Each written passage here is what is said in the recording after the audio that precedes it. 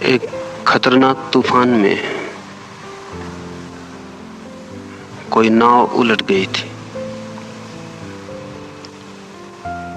एक व्यक्ति उस नाव में बच गया और एक निर्जन द्वीप पर जा लगा। दिन, 2 दिन, 4 दिन, सप्ताह, 2 सप्ताह उसने प्रतीक्षा की कि जिस बड़ी दुनिया का वो निवासी था वहां से कोई उसे बचाने आ जाएगा। फिर महीने भी बीत गए और वर्ष भी बीतने लगा। फिर किसी को आते न देखकर वो धीरे धीरे प्रतीक्षा करना भी भूल गया। 5 वर्षों के बाद कोई जहाज वहां से गुजरा। उस एकांत निर्जन द्वीप पर उस आदमी को निकालने के लिए जहाज ने लोगों को उतारा, और जब उन लोगों ने उस खो गए आदमी को वापस चलने को कहा तो वो विचार में पड़ गया।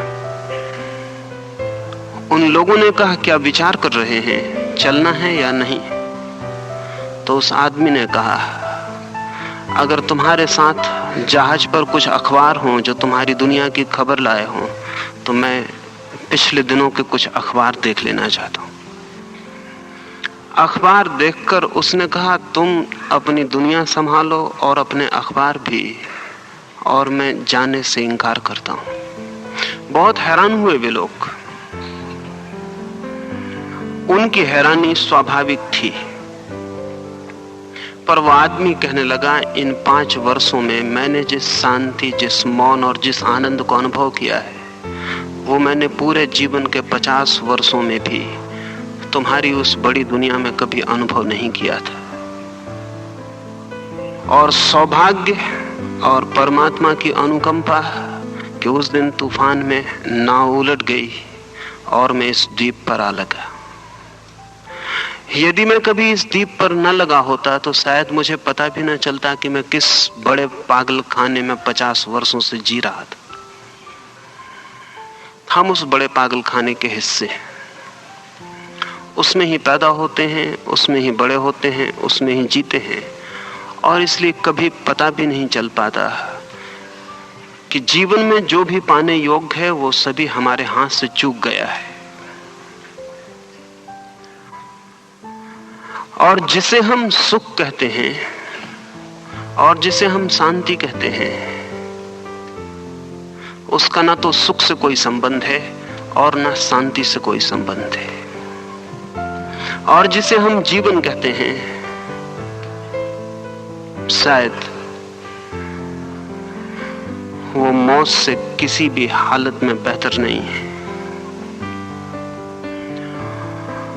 लेकिन परिचय कठिन है।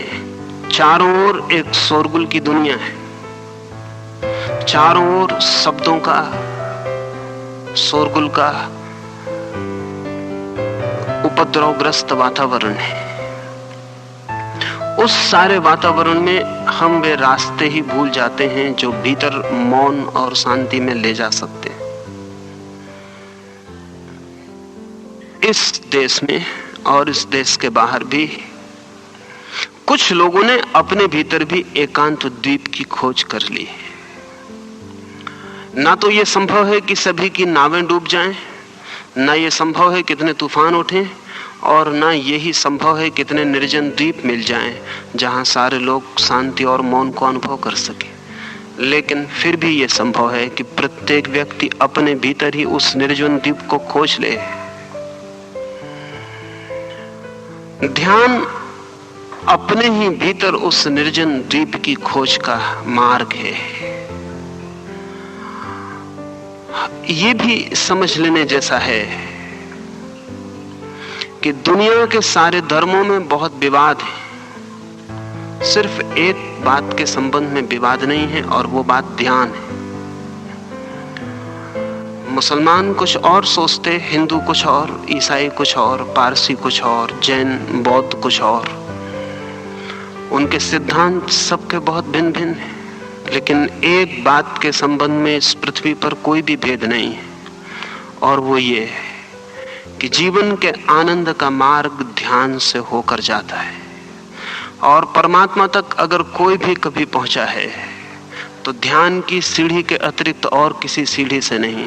वो चाहे जीसस, फिर चाहे बुद्ध, और चाहे मोहम्मद, और चाहे महावीर, कोई भी जिसने जीवन की परम धन्यता को अनुभव किया है, उसने अपने ही भीतर गहरे में डूबकर उस निर्जन द्वीप की खोज कर ली।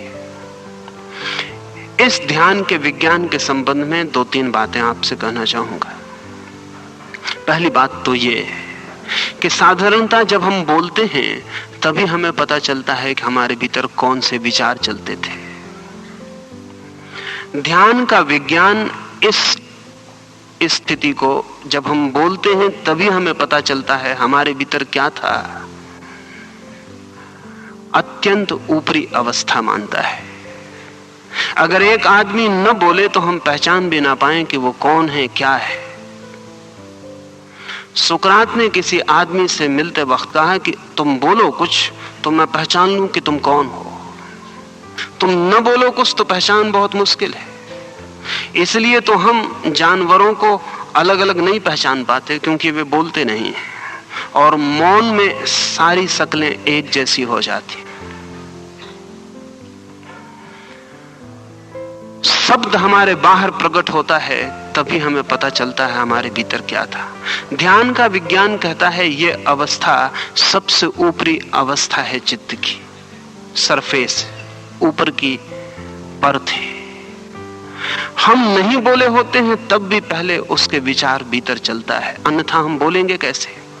अगर मैं कहता हूं ओम, तो इसके पहले कि मैंने कहा, उसके पहले मेरे भीतर ओंठों के पार और मेरे हृदय के किसी कोने में ओम का निर्माण हो जाता है। ध्यान कहता है वो दूसरी परत है व्यक्तित्व की गहराई की। साधारणतः आदमी ऊपर की परत पर ही जीता है, उसे दूसरी परत का भी पता नहीं होता। उसके बोलने की दुनिया के नीचे भी एक सोचने का जगत है, उसका भी उसे कुछ पता नहीं होता। काश हमें हमारे सोचने का जगत का पता चल जाए तो हम बहुत हैरान हो जाएं। जितना हम सोचते हैं उसका बहुत थोड़ा सा हिस्सा वाणी में प्रकट होता है। ठीक ऐसे ही जैसे एक बर्फ के टुकड़े को हम पानी में डाल दें तो एक हिस्सा ऊपर हो और 9 हिस्सा नीचे डूब जाए। हमारा भी 9 हिस्सा जीवन का, विचार का तल नीचे डूबा रहता है, एक हिस्सा ऊपर दिखाई पड़ता है। इसलिए अक्सर ऐसा हो जाता है कि आप क्रोध कर चुकते हैं तब आप कहते हैं कि यह कैसे संभव हुआ कि मैंने क्रोध किया। एक आदमी हत्या कर देता है, फिर कहता है, पछताता है कि कैसे संभव हुआ कि मैंने हत्या की। इन स्पाइट ऑफ मी, वो कहता है मेरे बावजूद ये हो गया, मैंने तो कभी ऐसा करना ही नहीं चाहा था। उसे पता नहीं कि हत्या आकस्मिक नहीं है, पहले भीतर निर्मित होती है, लेकिन वो तल गहरा है और उस तल से हमारा कोई संबंध नहीं रह गया। ध्यान कहता है पहले तल का नाम बैखुरी है, दूसरे तल का नाम मध्यमा है, और उसके नीचे भी एक तल है जिसे ध्यान का विज्ञान पश्यंती कहता है। इसके पहले कि भीतर ओंठों के पार हृदय के कोने में शब्द निर्मित हो, उससे भी पहले शब्द का निर्माण होता है। लेकिन उस तीसरे तल का तो हमें साधारणतः कोई भी पता नहीं होता, उससे हमारा कोई संबंध नहीं होता। दूसरे तक हम कभी कभी झांक पाते हैं, तीसरे तक हम कभी नहीं झांक पाते। ध्यान का विज्ञान कहता है कि पहला तल बोलने का है, दूसरा तल सोचने का है, तीसरा तल दर्शन का है। पश्यंती का अर्थ है देखना। जहां शब्द देखे जाते हैं, मोहम्मद कहते हैं कि मैंने कुरान देखी, सुनी नहीं। वेद के ऋषि कहते हैं हमने ज्ञान देखा, सुना नहीं। मूसा कहते हैं मेरे सामने 10 कमांडमेंट्स प्रकट हुए, दिखाई पड़े, सुने नहीं। ये तीसरे तल की बात है, जहां विचार दिखाई पड़ते हैं, सुनाई नहीं। तीसरा तल भी ध्यान के हिसाब से मन का आखिरी तल नहीं है, चौथा एक तल है जिसे ध्यान का विज्ञान परा कहता है। वहां विचार दिखाई भी नहीं पड़ते, सुनाई भी नहीं पड़ते। और जब कोई व्यक्ति देखने और सुनने से नीचे उतर जाता है तब उस चौथे तल का पता चलता है। और उस चौथे तल के पार जो जगत है वो ध्यान का जगत है। ये चार हमारी परतें हैं। इन चार दीवालों के भीतर हमारी आत्मा है।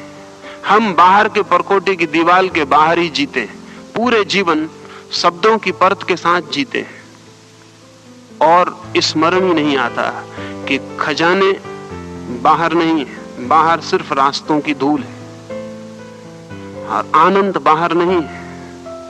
बाहर आनंद की धुन भी सुनाई पड़ जाए तो बहुत। जीवन का सब कुछ भीतर है, जड़ों में गहरे अंधेरे में दबा हुआ। ध्यान वहां तक पहुंचने का मार्ग है। पृथ्वी पर बहुत से रास्तों से उस पांचवी स्थिति में पहुंचने की कोशिश की जाती रही है, और जो व्यक्ति इन चार स्थितियों को पार करके पांचवी गहराई में नहीं डूब पाता, उस व्यक्ति को जीवन तो मिला, लेकिन जीवन को जानने की उसने कोई कोशिश नहीं की।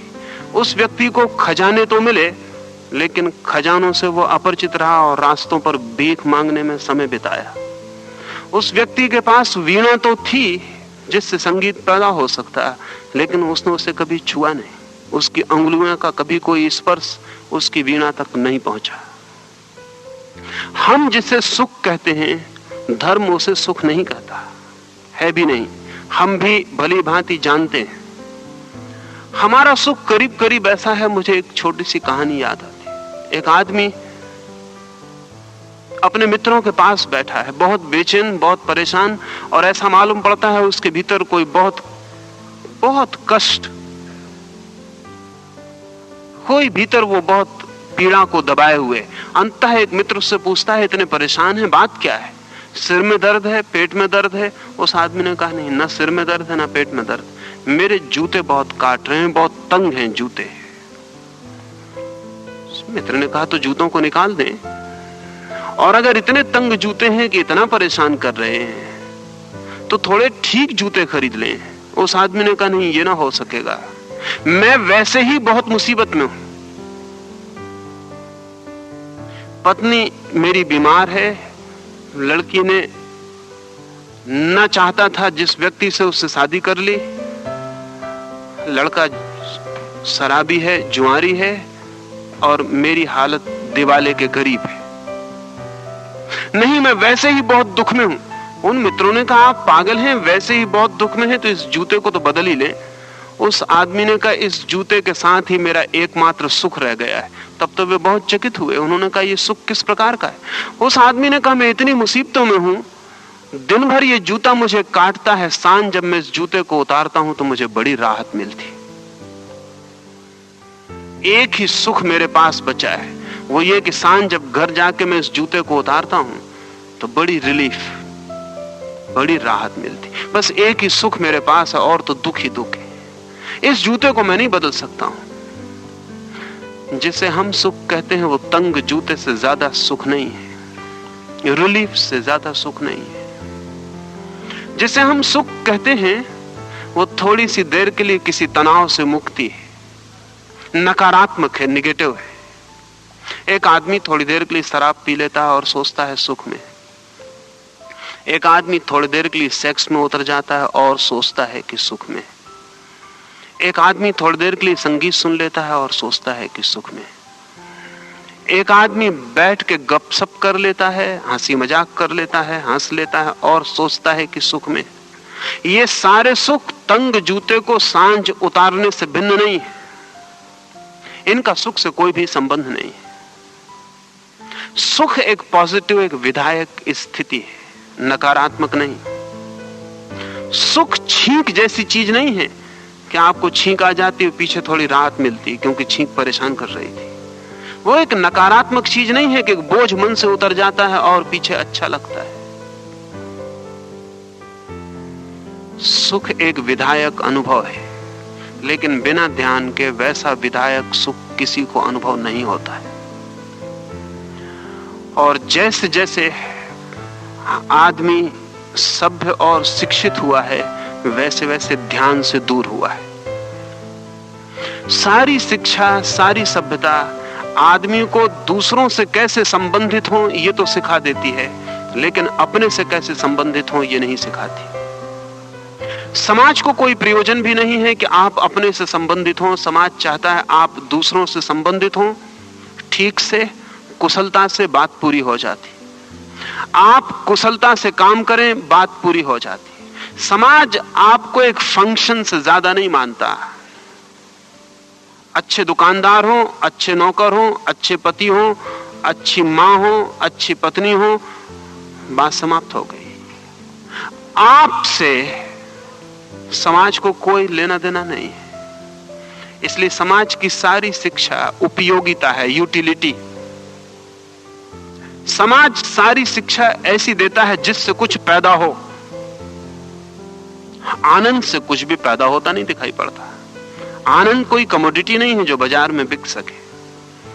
आनंद कोई ऐसी चीज नहीं जिसे रुपए में बंजाया जा सके। आनंद कोई ऐसी चीज नहीं जिसे बैंक बैलेंस में जमा किया जा सके। आनंद कोई ऐसी चीज नहीं है जिसकी कोई भी मूल्य, जिसकी कोई भी बाजार में कीमत हो सके। इसलिए समाज को आनंद से कोई प्रयोजन नहीं है। और कठिनाई यही है कि आनंद भर एक ऐसी चीज है जो व्यक्ति के लिए मूल्यवान है, बाकी कुछ भी मूल्यवान नहीं है। लेकिन जैसे जैसे आदमी सभ्य होता है, यूटिलिटेरियन होता है। सब चीजों की उपयोगिता होनी चाहिए। मेरे पास लोग आते हैं, वे कहते हैं ध्यान से क्या मिलेगा। शायद वे सोचते होंगे रुपए मिले, मकान मिले, कोई पद मिले। ध्यान से ना पद मिलेगा, ना रुपए मिलेंगे, ना मकान मिलेगा। ध्यान कोई उपयोगिता नहीं है। लेकिन जो आदमी सिर्फ उपयोगी चीजों की तलाश में घूम रहा है, वो आदमी सिर्फ मौत की तलाश में घूम रहा है। जीवन की भी कोई उपयोगिता नहीं है। जीवन में जो भी महत्वपूर्ण है वो पर्पसलेस है। जीवन में जो भी महत्वपूर्ण है उसकी बाजार में कोई कीमत नहीं। प्रेम की कोई कीमत है बाजार में? कोई कीमत नहीं है। आनंद की कोई कीमत है? कोई कीमत नहीं है। प्रार्थना की कोई कीमत है? कोई कीमत नहीं। ध्यान की, परमात्मा की, इनकी कोई भी कीमत नहीं है। लेकिन जिस जिंदगी में अनुपयोगी, नॉन यूटिलिटेरियन मार्ग नहीं होता, उस जिंदगी में सितारों की चमक भी खो जाती है। उस जिंदगी में फूलों की सुगंध भी खो जाती है। उस जिंदगी में पक्षियों के गीत भी खो जाते हैं। उस जिंदगी में नदियों की दौड़ती हुई गति भी खो जाती है। उस जिंदगी में कुछ भी नहीं बचता, सिर्फ बाजार बचता है। उस जिंदगी में काम के सिवाय कुछ भी नहीं बचता। उस जिंदगी में तनाव और परेशानी और चिंताओं के सिवाय कुछ भी नहीं बचता। और जिंदगी चिंताओं का एक जोड़ नहीं है, लेकिन हमारी जिंदगी चिंताओं का एक जोड़ है। ध्यान हमारी जिंदगी में उस डायमेंशन, उस आयाम की खोज है जहां हम बिना प्रयोजन के, सिर्फ होने मात्र में, जस्ट टू बी, होने मात्र में आनंदित होते हैं। और जब भी हमारे जीवन में कहीं से भी सुख की कोई किरण उतरती है तो वे ही क्षण होते हैं जब हम खाली, बिना काम के, समुद्र के तट पर या किसी पर्वत की ओट में, या रात आकाश के तारों के नीचे, या सुबह उगते सूरज के साथ, या आकाश में उड़ते हुए पक्षियों के पीछे, या खिले हुए फूलों के पास, कभी जब हम बिना काम, बिल्कुल बेकाम, बिल्कुल व्यर्थ, बाजार में जिसकी कोई कीमत ना होगी, ऐसे किसी क्षण में होते हैं, तभी हमारे जीवन में सुख की थोड़ी सी ध्वनि उतरती।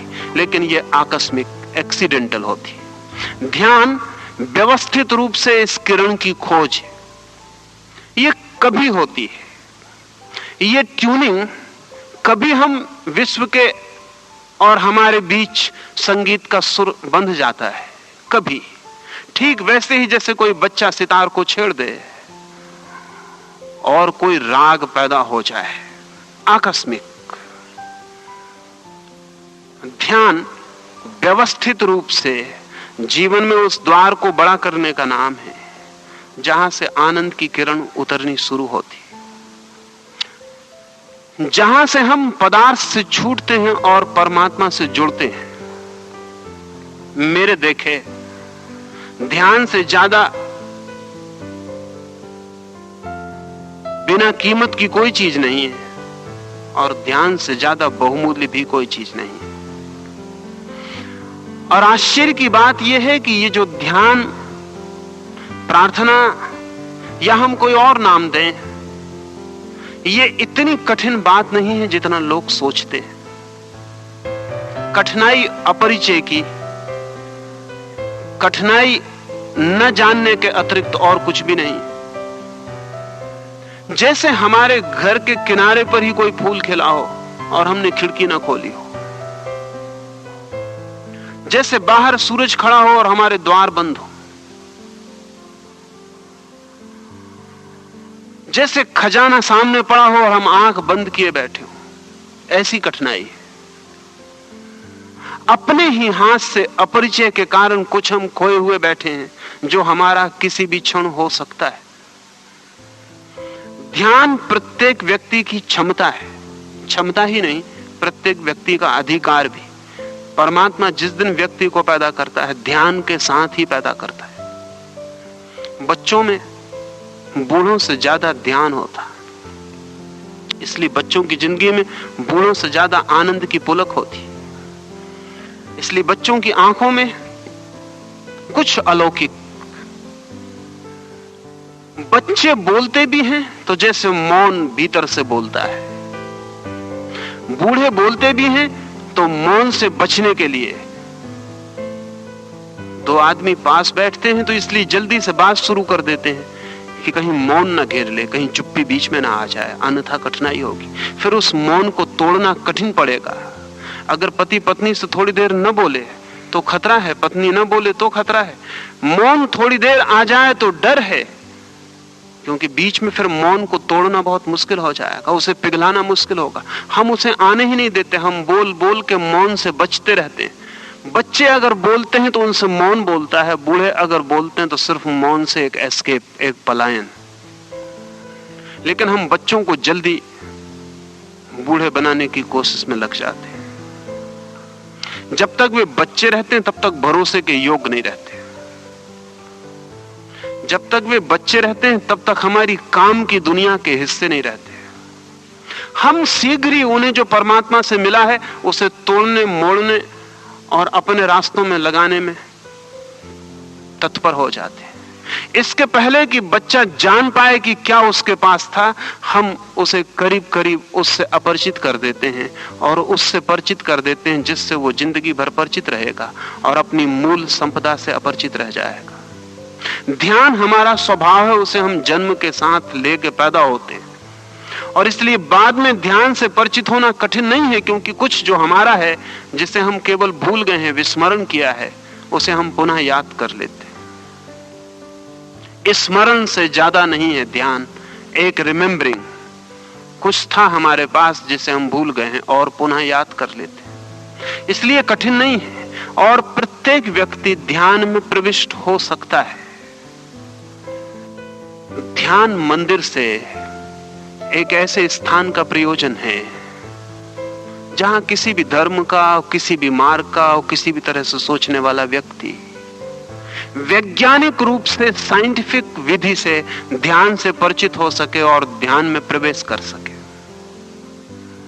इतना ही नहीं, ध्यान के मार्ग पर जो बाधाएं हैं उनसे परिचित हो सके वैज्ञानिक ढंग से। और ध्यान रहे, मैं जोर देकर कह रहा हूं वैज्ञानिक ढंग से, क्योंकि मंदिरों की कोई कमी नहीं है, मस्जिदों की कोई कमी नहीं है, गुरुद्वारे बहुत हैं, लेकिन गुरुद्वारों की, मस्जिदों की, मंदिरों की भाषा और आज के आदमी के बीच कोई संबंध नहीं रह गया।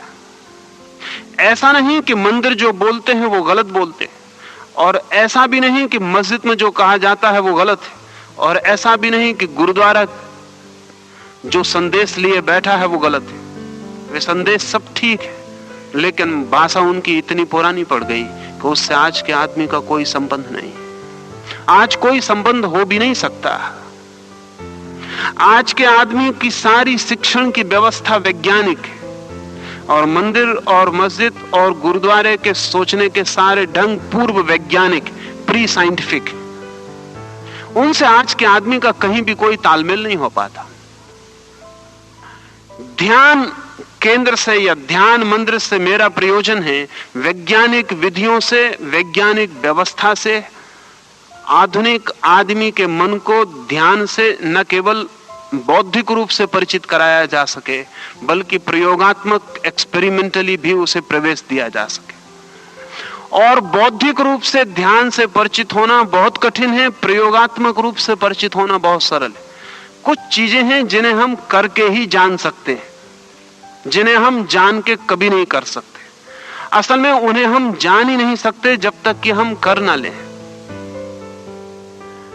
एक वैज्ञानिक व्यवस्था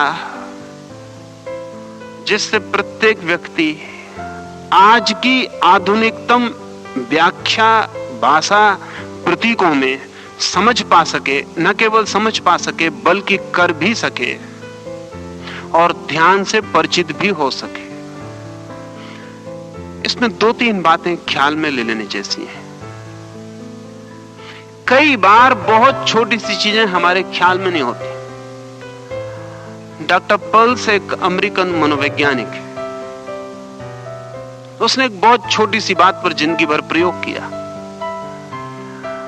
एक बहुत छोटी बात जिसका हमें ख्याल भी नहीं हो सकता। उसका कहना है कि जो आदमी भोजन ठीक से चबा के नहीं करता, उस आदमी की जिंदगी में हिंसा ज्यादा होगी, वो ज्यादा वायलेंट होगा। जो आदमी भोजन ठीक से चबा के करता है, उसकी जिंदगी में हिंसा कम हो जाएगी।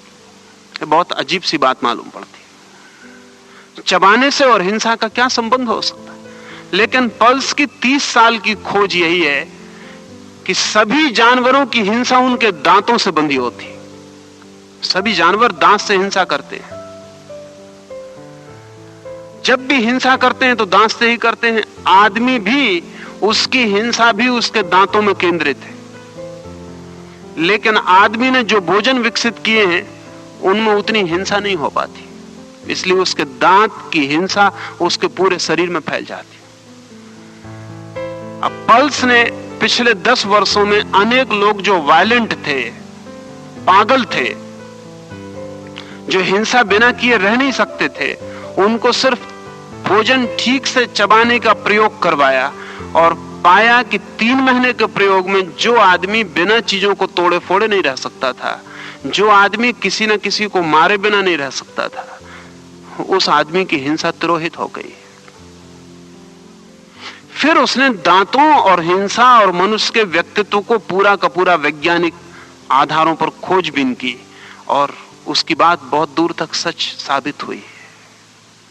आप प्रयोग करके देखें और ख्याल में आएगा। एक 15 दिन भोजन को इतना चबाएं कि जब तक वो लिक्विड ना हो जाए तब तक उसको भीतर न ले जाएं, और 24 घंटे आप स्मरण करें कि आपकी हिंसा में रोज फर्क पड़ता है या नहीं पड़ता है। और आप 21 दिन के प्रयोग के बाद दंग हो जाएंगे कि आपके क्रोध में फर्क हो गया है और क्रोध के लिए कुछ भी नहीं करना पड़ा कहीं कुछ और अगर आप सीधे क्रोध के लिए कुछ करेंगे तो कोई फर्क नहीं पड़ेगा, क्रोध दब जाएगा, एक तरफ से दूसरी तरफ से निकलना शुरू हो जाएगा।